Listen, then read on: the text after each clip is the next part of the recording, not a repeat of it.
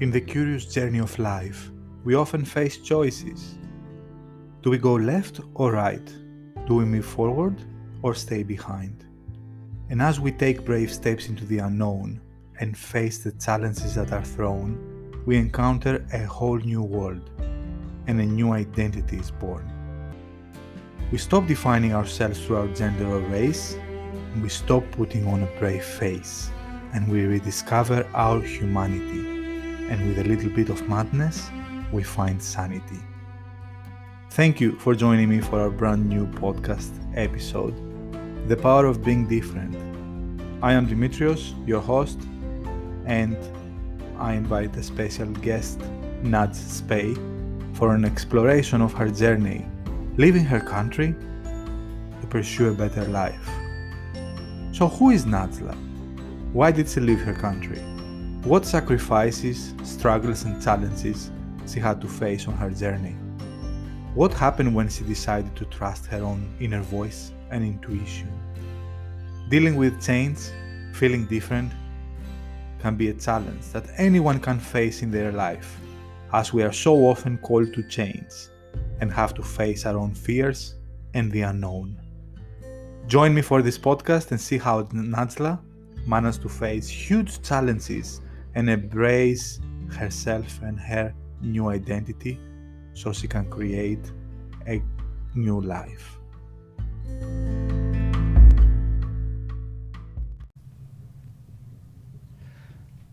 Hello, thank you for joining us, Najla, today for our podcast episode. Thank you for having me, Dimitrios. So I'm very excited to talk to you today. I'm not exactly sure what we're going to talk about, but I'm sure it's going to be interesting as always. As always, exactly. Yes. Yeah. So maybe let's start by telling us a bit about yourself. Who is Najla? Yeah, it's always hard to talk about yourself, thinking about all what like your life in general. But I can say that my name is Najla, of course. I am originally from Syria. I came to Australia 5 years ago, so I've been in Australia for 5 years now. And I left Syria in 2012 when the conflict and the war was just starting. I moved to Malaysia and lived there for 3 years, and then to Australia. That was 5 years ago again. In Syria, I was a teacher, so I finished master's degree in history back in Syria, and I was a teacher for history and geography, high school students.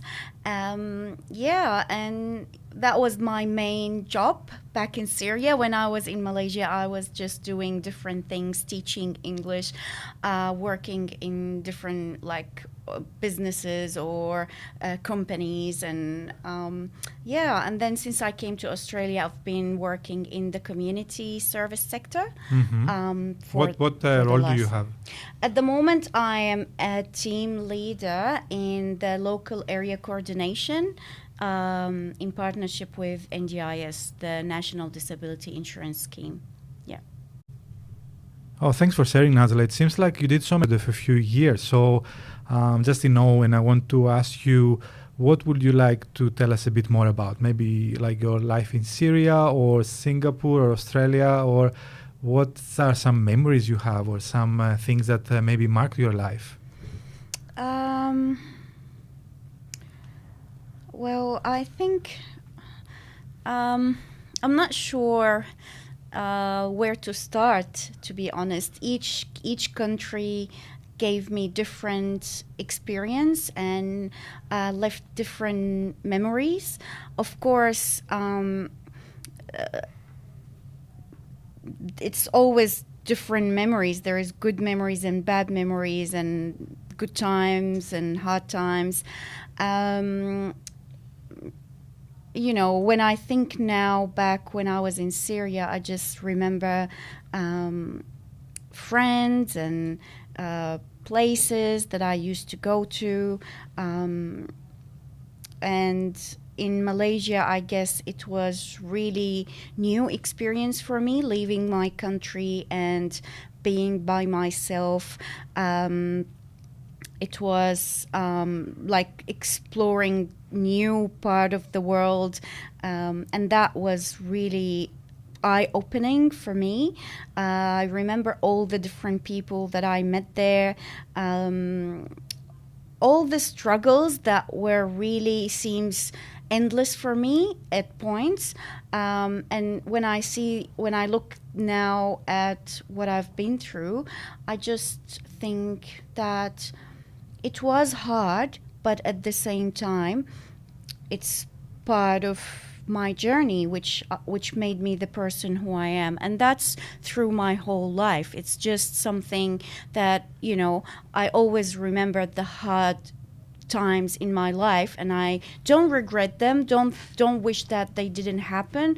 I look at them as part of the journey that I've been through, and the experience that made me the person who I am now. Did you always have this mindset of accepting, embracing your life experience and your challenges, or it's something you developed over the years and maybe through that experience? It's hard to have this mindset during the hard times. But during those hard times, I always thought that I cannot give up.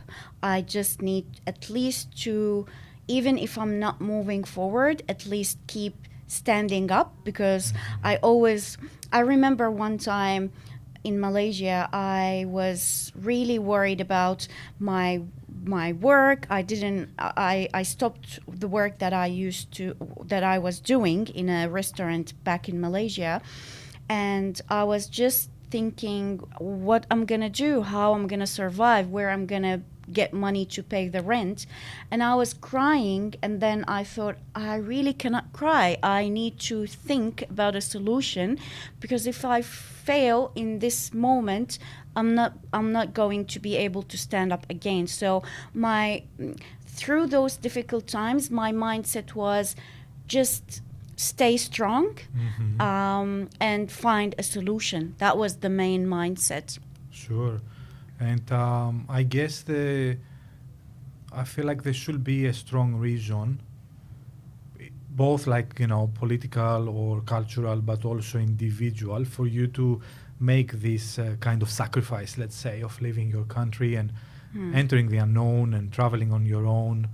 And I think people, sounds quite scary, like for people who have been through that, or generally changing countries, going to speaking different languages, leaving your family behind is scary, but can also be liberating. So I'm wondering, do you want to touch a bit on your maybe reason or some aspect of that, and maybe if that gave you some meaning in through your struggles and through your journey? Yeah, definitely. So it's half madness, half courage, I guess. A bit of both. Yeah, a bit of both. When I think about a few things that I've done in my life, I just think, wow, I think I wasn't really aware how risky that was. So it's really interesting, but it is again the mindset of, if what is happening is not working, then I probably need to try something else. I was always not against, but I have this open-minded questioning things that was something that everyone have to do, culture or traditions or something that people don't normally question. I was always questioning those and not accepting what is not acceptable for me, and that caused me a lot of troubles during the year, especially when I was back in Syria. And I guess I went through a really tough experience, getting married and then getting divorced and going through a really hard time during this experience. At the end of it, I just thought that it's better to start something different and something new and start from the scratch, because that experience was literally taking me to back to scratch, basically. So it's really hard to talk about it very much, but I guess that was something that changed my life and changed the perspective of how I look at things, and again gave me the idea of, if what is happening is not working, then I probably need to start somewhere new and start something completely different and see where that will take me. Yeah, and you make it sound easy, and I know it's not. But also at the same time, I value like what you're saying about not accepting things the way they are. I think, like from my experience, it's hard to realize that things that are considered normalized are not normal. And I'm not sure what exactly you're talking about, but I'm just talking from my experience and in general. So most people are not aware of things, and they just accept them either by family, tradition, culture, religion. Those are all those things make up who we are, but there are also forces that many times have come with different rules and ways of living and thinking and being. So I guess I'm just curious about, were you always like that? Were you like a free spirit, or a change maker since you were young, or was it a particular point that, as you are saying, your life kind of fall apart, things didn't work, and then it was the timing of both and everything? Or just getting to know maybe the small Nazla, like were you always like that, or is this something that came together with your life experiences and struggles and opportunities? I guess questioning was always something I did since I was young, questioning things and ask, and even if I didn't have the courage when I was young to ask them and stand for my opinion about different things. But at a certain point, I was like, I can't just accommodate others anymore. I need to explore things by myself and discover and find answers for myself.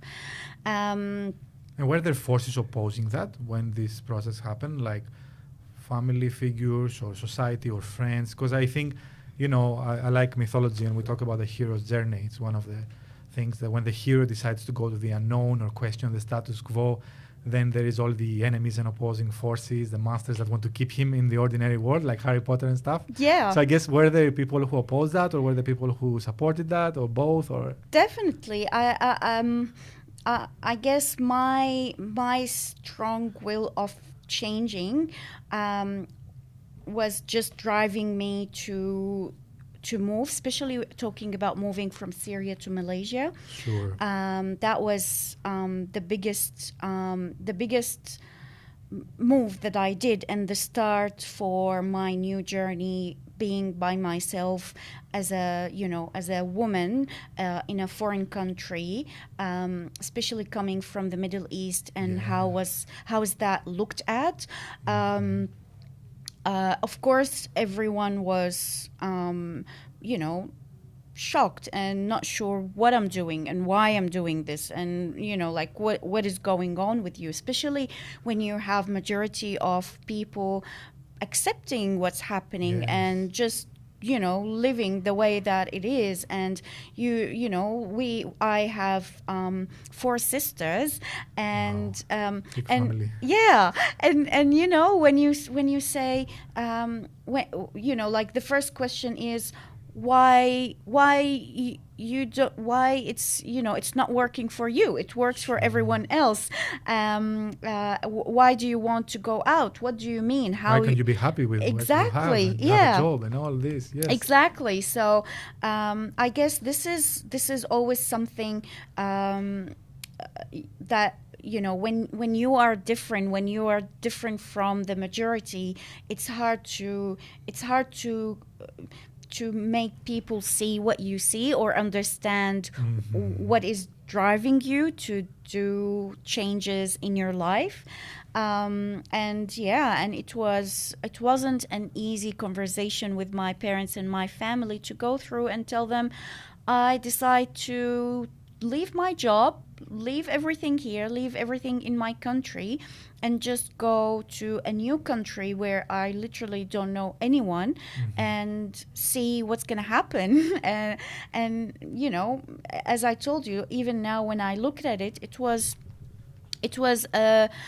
really like a strong decision to make, and a bit of crazy decision. Yes, that's what came to me in a good way, though. In a good way. Yeah, and always, and that's something, you know, that part of everything in my life experience, that craziness is not always a bad thing. Sometimes you need to be a bit crazy to do things, and that not everyone got the courage to try, and this is where we evolve and we discover new things, and this is where the change happen. If like through history, if you look at changes, the real changes that happen, they happen because there were courage people who tried something that no one else tried to do, and then they discover new things, and we evolve and we change as human beings through this. Yeah, it seems amazing, you know, describing your experience and the risks you took and the amount of craziness it required for you to have those difficult conversations, make those decisions. I guess from when you as you are speaking, I'm wondering about, it seems that you do trust your intuition and your experience and your emotions. And I think that's a big topic for a lot of people, women and men. But I think, any ideas around that? Like the process, are you aware of this process of trusting yourself and your craziness, let's say, the good, you know, that voice in your mind, whatever it is, that feeling in your heart telling you, you got to try something else. You have to start over. You deserve to be happy. You need to discover the world, whatever that voice was. Yeah. Absolutely. It's even that voice is not very clear. You don't know what it is exactly when it's. You just feel that you need to do something. It's pushing you from inside out, and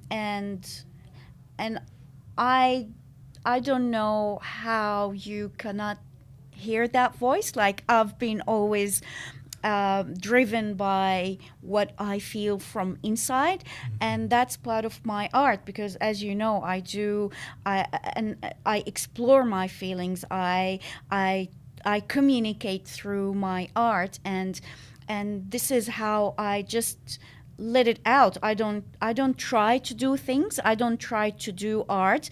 I just do art. I just explore through art. Art happens. Exactly. Art happens, and I discover what I'm feeling after finishing a piece of art, and I look at the colors that I chose and how it looks on the paper or on the canvas, and it gives me clarity about what's going on inside me. So again, the voice or the intuition or whatever we want to call it is not clear. We can't hear it. It's not something that's communicating through words to us. It's something that is coming from inside that push you to do things, and you don't know why. You don't know why it's happening that way, or why you're feeling exactly this way, not that way, not like other people.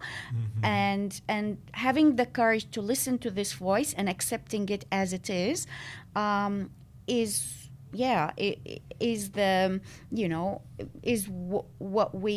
what will take us to new places, I guess. And what took you to new places? Definitely. So I think that's a great segue to talk about your relationship with art throughout your journey. So can you talk about that? Art in Syria or not? Art in Malaysia and art in Australia, and what's your relationship? You talked about the essence of art and being part of your journey and making sense, understanding your emotions, and I'm sure it's much more. I'm a community artist myself, so I can talk about that as well. But I want to know, your relationship with art, Nazla. What is your relationship, current, past, and it's good that you put it in like kind of categories. We don't have to, but yeah, just thought. No, but that gives me like a bit of thinking. Like, yeah, it's and I noticed that. I noticed how my art changed through different stages in my life. I noticed how it was more sad and gloomy in different stages when I felt that way. No colors. I didn't use a lot of colors. I was mainly sketching in different stages of my life when I was really down and uncertain and suppressing or pushing down all my feelings. And I was so interested when I noticed that when I came to Australia, I started using more colors and I was using. So I started using the dot techniques in Australia. I'm not sure about that, but yeah, I'm sure people will enjoy listening. Yeah. So tell us about the dot technique. Yeah, it's I wouldn't call it similar to the Aboriginal technique. It's somehow inspired by that, I would imagine. I didn't invented it. I just saw it in different, when I was looking at different ideas online, and I liked the idea. I liked the idea of making dots to create some sort of shape, and using different colors. And through that dot process, it was more like a meditation process. It was more like using like mindfulness. Yes, it's very focused. It's very it need a lot of attention. So you completely lose the sense of time or place where you're sitting, what's happening around you, and you're just focusing about each dot and how each dot is making one more step toward completing that full picture. Is that like a metaphor maybe for something? I think so. I don't know. It's really every dot, it's part of the process for a result or a whole. Yeah, right? Exactly. And each dot might not be perfect, but when you complete the full picture, you won't see the perfect dots. You will just see the whole picture, and it will look just good. I would say I won't call it perfect, but yeah, it's good. Looks good. It's good. Yeah. So, how do you display your art? Do you sell your art? Do you present your art, or is it something that you do just for yourself? I was able to do that when I came to Australia, which was really enjoyable experience. I participated in 3 exhibitions. Nice. And I'm preparing for a 4th one coming soon, hopefully. So yeah, before it was more for myself. I love to give gifts, like my art, to give them as gifts for people. And I've been, I always did that. But yeah, didn't do it professionally until I came to Australia. Nice. All right, so I'm going to challenge you now. I'm going to just throw some labels and get you to comment on the different labels. Okay. So, woman. Anything very that comes to your strong. mind. Okay, nice. Refugee journey. Part of the life experience. Identity.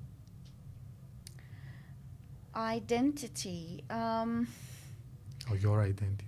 Oh, my identity. That's a big question. It is. Oh my God. You can draw about it, but then we go. It will take some time, and we have to display it. Yeah, and think identity. I'm interested in identity in terms of how you define it, or how you. That's why I'm throwing labels and words. I guess identity is changeable. It's Changeable. yeah. I like that. It delayed to come, but it came Yeah. as changeable. Australia, Land of opportunities. Middle East,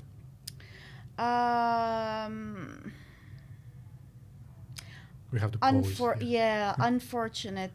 Unfortunate area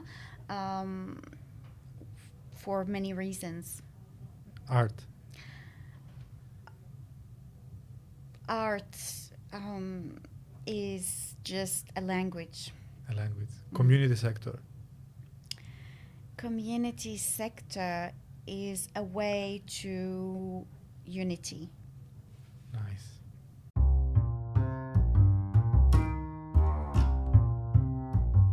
Thank you so much for joining us for our podcast episode today, The Power of Being Different with Najla Spey. I hope you also got inspired by her amazing story and journey in life. And I hope that you also enjoyed the power of storytelling and people sharing their experience. And this is part of the essence of these podcast episodes. So if you would like to ask us any questions, connect to Najla or myself, or even sponsor one of our episodes, our next episodes, please enter in contact through our email info@soul-gen.com.au or phone number you can find in the details of this podcast. Once more, thank you so much for joining and see you at the next episode.